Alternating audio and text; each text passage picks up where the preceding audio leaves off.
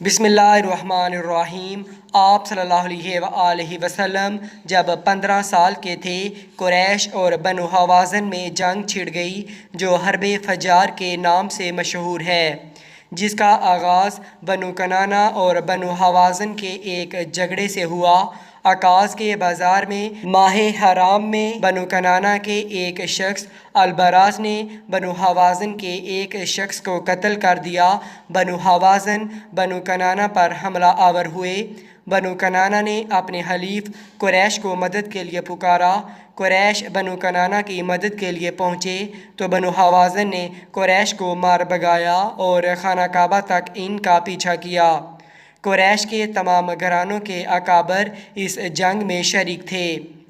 بنی مخزوم ہشام بن مغیرہ کی سرکردگی میں اور آل ہاشم زبیر بن عبد المطلب کی ماتحتی میں لڑ رہے تھے۔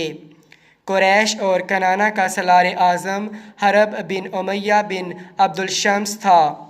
حضور صلی اللہ علیہ وآلہ وسلم کے تمام چچا حضرت زبیر، حضرت عباس، حضرت حمزہ رضی اللہ تعالیٰ عنہم اور حضرت ابو طالب اس جنگ میں حصہ لے رہے تھے، اور آپ صلی اللہ علیہ وآلہ وسلم خود بھی موجود تھے۔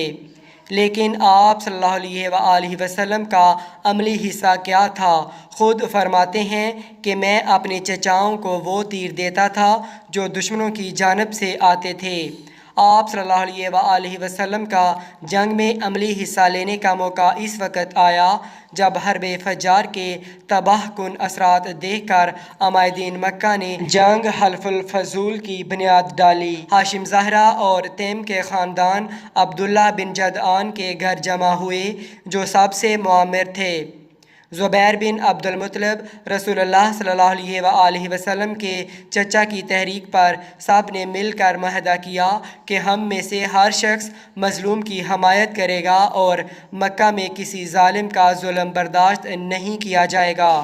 آپ صلی اللہ علیہ وآلہ وسلم اپنی کم عمری کے باوجود اس معاہدے میں پیش تھے، اور بعد میں حضور اکرم صلی اللہ علیہ وآلہ وسلم فرمایا کرتے تھے کہ میں عبداللہ بن جدعان کے مکان پر ایک ایسے معاہدے میں شریک تھا کہ مجھے اس کے عوض سرخ اونٹ بھی پسند نہیں، اور اگر دور اسلام میں اس عہد و پیمان کے لیے مجھے بلایا جاتا تو میں لبیک کہتا۔ اس معاہدے کی روح عصبیت کی تہ سے اٹھنے والی جاہلی حمیت کے منافی تھی۔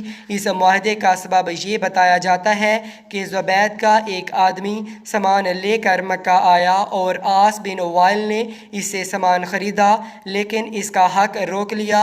اس نے حلیف قبائل سے مدد کی درخواست کی لیکن کسی نے توجہ نہ دی۔ اس کے بعد اس نے ابو قبیس پہاڑ پر چڑھ کر بلند آواز سے چند اشعار پڑھے جن میں اپنی داستان مظلومیت بیان کی تھی۔ اس پر زبیر بن عبد المطلب نے کہا کہ یہ شخص بے یار و مددگار کیوں ہے؟ ان کی کوشش سے اس معاہدے کے لیے قبائل جمع ہو گئے اور پہلے معاہدہ کیا۔ اس کے بعد عاص بن وائل سے اس زبیدی کا حق دلایا۔